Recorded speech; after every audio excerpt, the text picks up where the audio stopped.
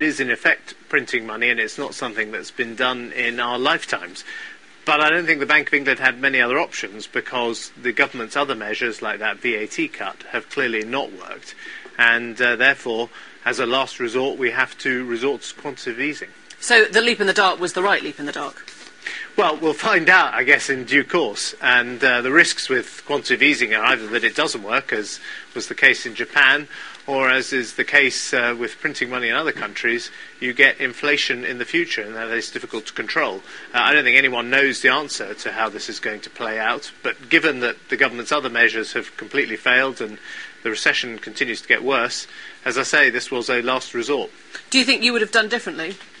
Well, I think, as I say, the Bank of England's advice, and it's all set out there in the Governor's letter, is perfectly sensible, which is, given the lack of other options and given, as I say, the fact that other measures aren't working, we have to take this step. But I don't think anyone should be pleased that we've reached this point. It is an admission of failure, and as I say, it carries quite a few risks.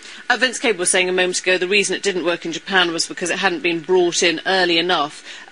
In a sense, you say this is a leap in the dark, but we're on top of this one, aren't we? We're doing it at the right point before things get worse. Well, in Japan there were a number of problems, not least that actually this money that was created was then hoarded by the banks, and it didn't lead to an easing of credit conditions.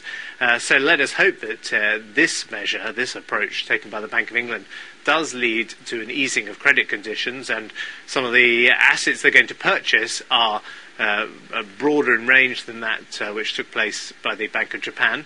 But I don't think anyone who tells you today that they know this is going to work, frankly, doesn't know what they're talking about. This is a leap in the dark, and we will see whether it works.